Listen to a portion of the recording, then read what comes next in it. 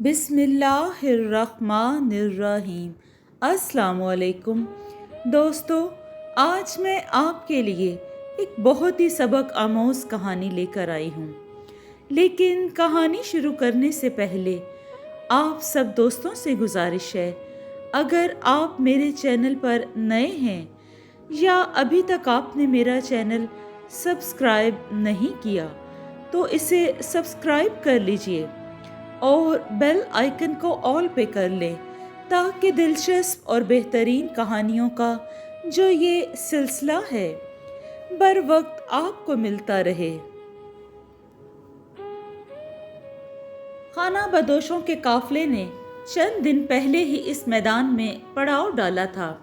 اس جگہ آباد کاری کا ایک فائدہ یہ تھا کہ یہ میدان شہر سے قریب تھا، جس کی وجہ سے روزگار کے مواقع زیادہ تھے، جبکہ دوسرا فائدہ قریبی نہر سے پانی کے حصول میں آسانی تھا۔ خانہ بدوش اپنی جھونپڑیاں لگا چکے تو سردار کی سربراہی میں روزی ڈھونڈنے نکل گئے۔ ان کے پڑاؤ سے چند کلومیٹر دور اینٹیں بنانے کے بھٹے تھے۔ خانہ بدوشوں کا سردار اپنی برادری کے ساتھ پہلے وہیں پہنچا۔ وہاں 5 بھٹے تھے، جن میں سے 3 پر کام ہو رہا تھا۔ سردار نے اپنے تجربے سے اندازہ لگایا کہ افرادی قوت کی کمی کی وجہ سے 2 بھٹے بند پڑے تھے، اس لیے کام ملنے کے امکانات زیادہ ہیں۔ اس نے وہیں موجود مزدوروں سے ٹھیکیدار کے بارے میں پوچھا تو پتہ چلا کہ ٹھیکیدار تو مہینے بعد ہی آتا ہے، لیکن اس کا مینیجر دفتر میں ہی موجود ہے۔ بھٹوں کے قریب ہی ایک پکا دفتر تھا، جس کے باہر ایک بڑی میز اور کرسی پڑی تھی اور پاس ہی پنکھا رکھا ہوا تھا۔ جنریٹر کی وجہ سے ماحول میں پیٹرول کی بو سرایت کر چکی تھی۔ مینیجر دفتر میں بیٹھا تھا۔ سردار اپنے ساتھ 4 سمجھدار آدمیوں کو لے کر دفتر میں داخل ہوا۔ دفتر میں گھومنے والی کرسی، شیشے کی میز، آرام دہ صوفے، اے سی، فریج اور ٹی وی دیکھ کر خانہ بدوشوں کی آنکھیں پھٹی کی پھٹی رہ گئیں۔ ان خانہ بدوشوں نے ان سب سہولتوں کے بارے میں سنا تھا اور شہروں سے گزرتے ہوئے دکانوں میں سجا ہوا دیکھا بھی تھا۔ یہ پہلی مرتبہ تھا کہ یہ لوگ ان اشیاء کو اتنے قریب سے مشاہدہ کر رہے تھے۔ عموماً ٹھیکیداروں نے بھٹوں کے قریب عارضی دفتر بنائے ہوئے تھے جو اتنے پرآسائش نہیں تھے۔ مینیجر نے کافی حقارت سے خانہ بدوشوں کا استقبال کیا۔ بہرحال جب ان کی آمد کا مقصد معلوم ہوا تو اس نے سکھ کا سانس لیا کہ یہ لوگ چور یا بھیک مانگنے کے ارادے سے نہیں آئے ہیں۔ بند بھٹوں کے لیے مزدوروں کی ضرورت تھی، لہٰذا کچھ بحث کے بعد ہر مزدور کے لیے ماہانہ 3000 روپیہ معاوضہ طے کر کے اگلے دن سے آنے کا کہہ دیا۔ مینیجر نے چھٹی کے لیے پیسے کاٹنے کی شرط بھی رکھی۔ سردار جانتا تھا کہ کٹنے والے پیسے مینیجر کی جیب میں ہی جائیں گے، مگر بھٹوں کا جھونپڑی سے قریب ہونا ایسا فائدہ تھا جسے نظر انداز نہیں کیا جا سکتا تھا، اس لیے سردار نے یہ شرط مان لی۔ انہی جھونپڑیوں میں ایک جھونپڑی سکھیا کی بھی تھی۔ سکھیا کی ایک ہی بہن تھی جس کا نام بھاگا تھا۔ اس کے ماں باپ بچپن میں ہی ایک سفر کے دوران وبائی ہیضے سے مر گئے تھے۔ اس وبا میں اور بھی کئی لوگ جان گنوا چکے تھے۔ چونکہ یہ سب خانہ بدوش ایک ہی برادری سے تھے، اس لیے انہوں نے سکھیا اور اس کی طرح کے دوسرے بچوں کو کبھی لاوارث اور تنہا نہیں چھوڑا۔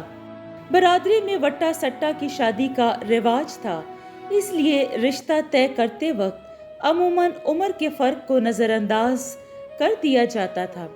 جب سکھیا 17 برس کا ہوا تو برادری کے لوگوں نے اس کا وٹا سٹا اس سے عمر میں 5 سال بڑی رکھی سے کر دیا۔ رکھی کا بھائی جانو اس وقت 18 برس کا تھا، اس لیے سکھیا نے اپنی بہن کا رشتہ تو کر دیا، مگر شادی 4 سال بعد کرنے کا وعدہ کیا۔ رکھی کا سکھیا کی جھونپڑی میں آنا ان دنوں इन दोनों बहन भाई के लिए बहुत सुखी साबित हुआ। रखी ने भागा को अच्छे बुरे की तमीज सिखाई।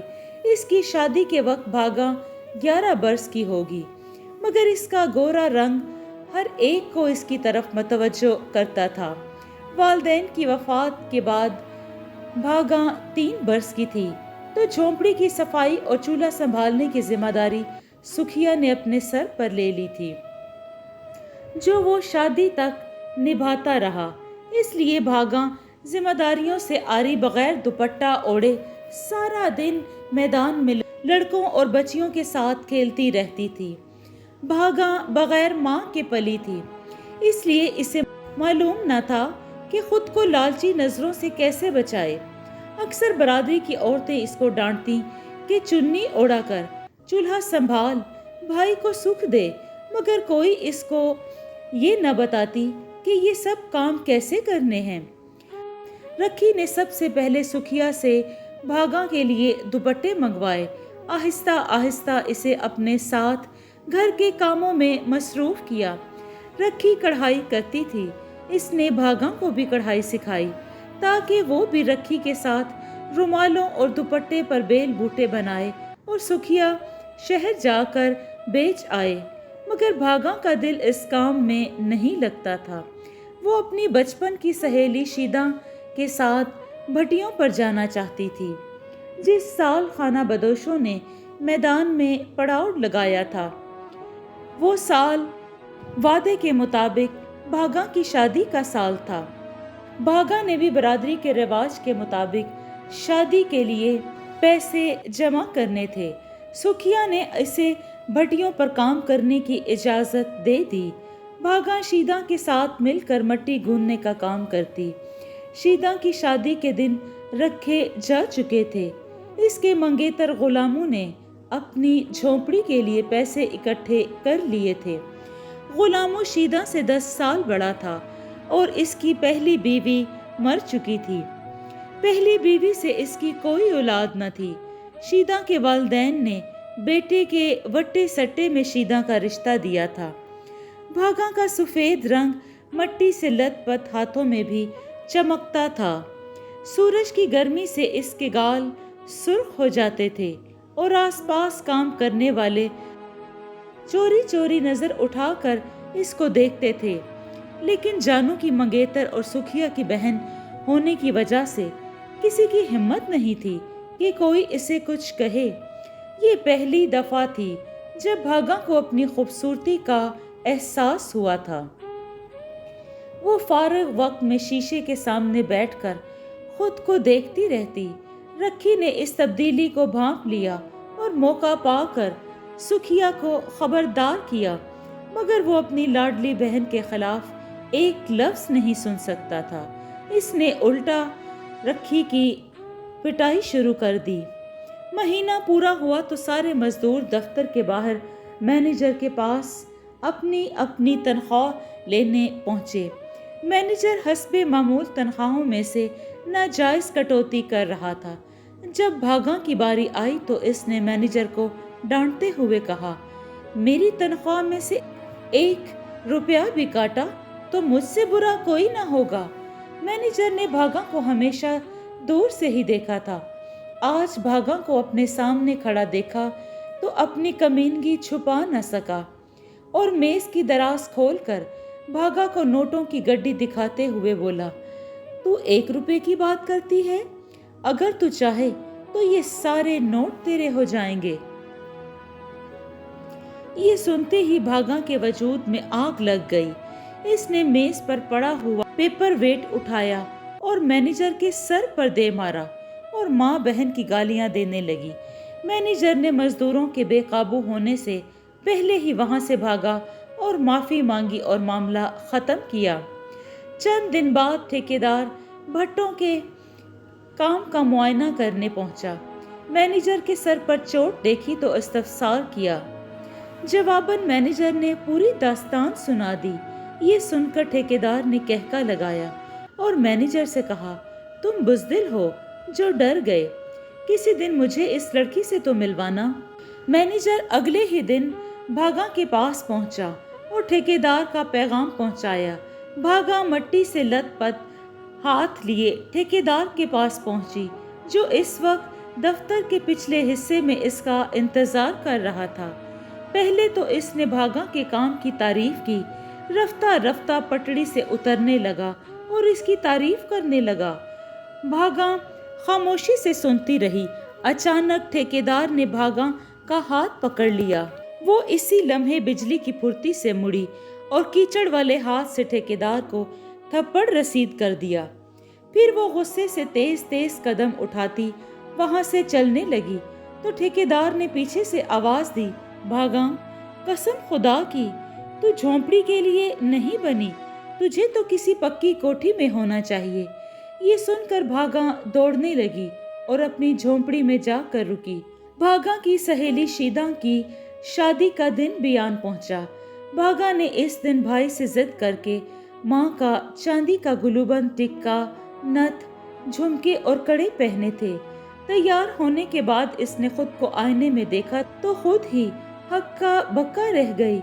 इसके कानों में ठेकेदार के अल्फाज गूंजने लगे, तुझे तो किसी पक्की कोठी में होना चाहिए भागा। ये अल्फाज मुसलसल इसका पीछा करते रहे। शादी की तकरीब में वो गुमसुम रही। जानू मौका पाकर इसके करीब आया और आस्था से कहने लगा, मैं भी बहुत जल्द झोंपड़ी डालने के लिए पैसे जमा कर लूंगा। इसकी ये बात सुनकर भागा ने बेख्याली में जवाब दिया, मैं झोंपड़ी के लिए नहीं बनी, मुझे पक्का मकान चाहिए। जानू इसकी ये बात सुनकर हंस पड़ा, मगर जब भागा ने इसकी आंखों में आंखें डालकर अपनी बात दोहराई तो जानू देखकर परेशान सा रह गया। 2 दिन बाद शादा काम पर आई तो इसने भागा के रवैये में तब्दीली महसूस की। वह जानू के नाम पर पहले की तरह पुरजोश नहीं होती थी और दिल लगाकर काम करने की बजाय बार बार आराम करने के लिए करीब दरख्त की छांव में जाकर लेट जाती थी। इसने भागा से इसकी तबीयत का पूछा, मगर वो इसे कुछ ना बता सकी। एक दिन एक बड़ी सी गाड़ी वहां आई। भागा इस वक्त भी आराम कर रही थी। वो गाड़ी भागा के करीब आकर रुकी। इसमें से एक 50-55 साल के आदमी ने सर बाहर निकाला। वो शायद भागा की सरजनिश करना चाहता था, मगर जैसे ही इसकी नजर भागा की नजरों से मिली, वो थोड़ी देर इसे देखता रहा, फिर कुछ बोले बगैर ही गाड़ी दफ्तर की जानिब ले गया। भागा उठकर शीदा के पास आई और इस आदमी के मुतल्लिक पूछा। शीदा भी नहीं जानती थी, इसलिए दोनों काम में लग गई। मगर इस शख्स की आंखें जिस तरह भागा के वजूद में पेवस्त हुई थी, वो इसको भूल नहीं पा रही थी। भट्टी से वापसी पर भागा ने लोगों को बातें करते सुना कि आज सेठ आया था। तब से इसे पता चला कि वो सेठ था जो इन भट्टियों का मालिक था और यहाँ की ईंटें शहर में इसके ज़ेरे तमीर प्लाजों और घरों में इस्तेमाल होती थीं। अगले दिन सेठ फिर आया और वापसी पर गाड़ी में से ही भागा को बुलाकर इसका नाम पूछा और चला गया। खिलाफे मामूल अब सेठ हर दूसरे तीसरे हफ्ते आता जाता।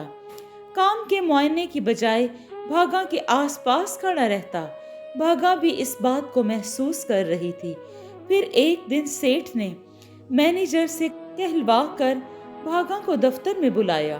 भागा की आंखें आलीशान दफ्तर देखकर फटी की फटी रह गईं। अगली मर्तबा आया तो इसने भागा को बताया कि शहर में इसकी बहुत बड़ी कोठी है, जिसका हर कमरा इस दफ्तर से कहीं ज्यादा पुरआसाइश है। भागा ये सुनकर हैरानगी से तफसील पूछने लगी। घर का नक्शा बता रहा था।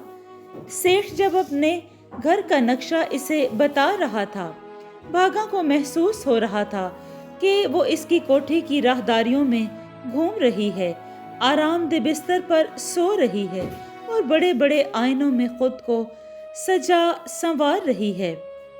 जानू ये सब खामोशी से देख रहा था। एक दिन वापसी पर जानू ने भागा को रोक लिया और सख्ती से सेठ के दफ्तर जाने से रोका। भागा को गुस्सा आ गया और इसे बुरा भला कहती हुई चली गई। अगले दिन जानू फिर भागा के पास आया और रोब से कहा, मैं अब्बा को आज ही सुखिया के पास शादी के दिन रखने भेजूंगा। मेरे पास इतने पैसे हैं कि हम अपनी सादा सी जिंदगी शुरू कर सकते हैं।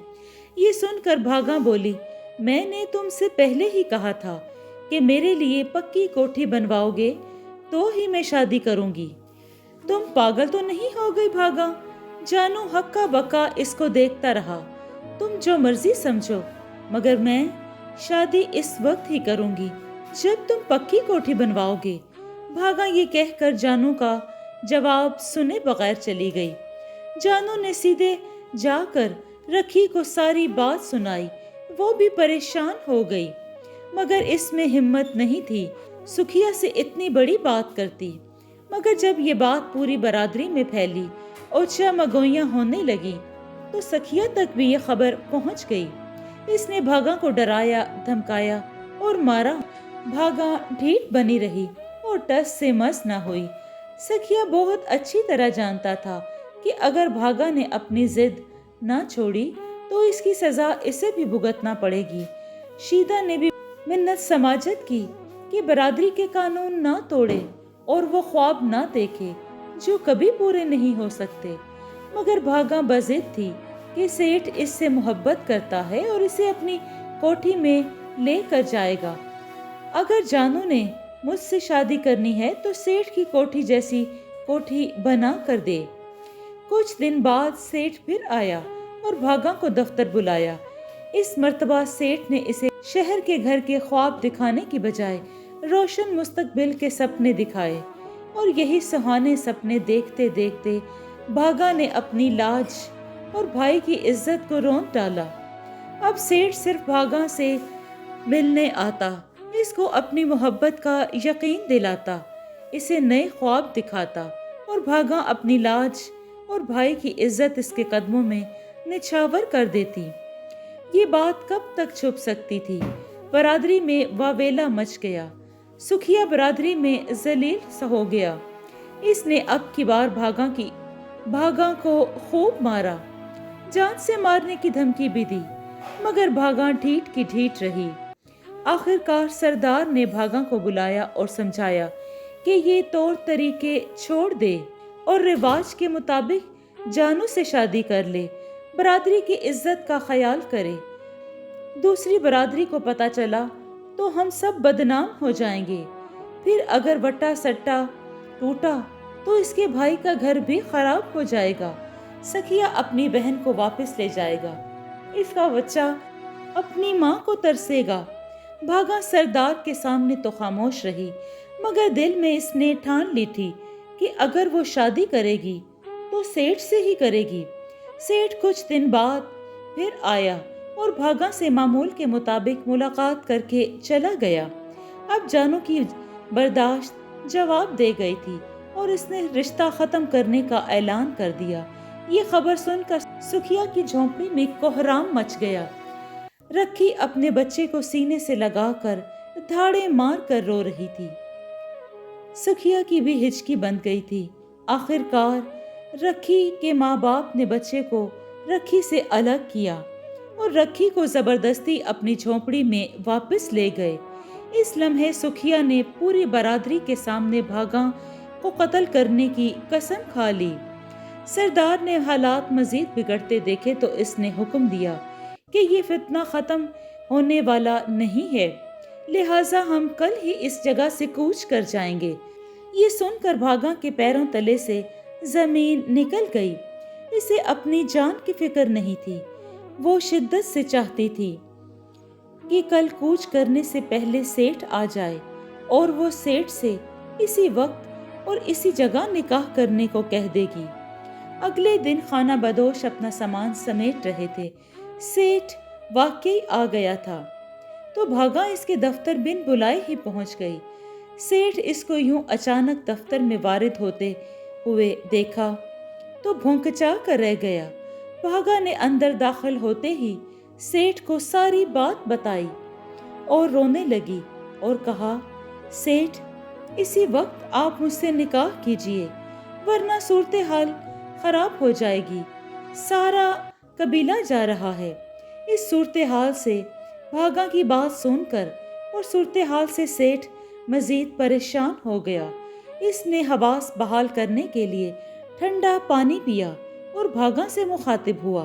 میرے نزدیک تمام انسان برابر ہیں۔ میں سمجھتا ہوں کہ بڑے چھوٹے کی تفریق بے معنی ہے، مگر کیا ہے کہ میرے جوان بچے ہیں۔ اگلے ماہ میری بیٹی کی شادی ہو رہی ہے۔ اس کے سسرال والے کیا کہیں گے کہ میں نے دوسری شادی کر لی ہے، اور وہ بھی۔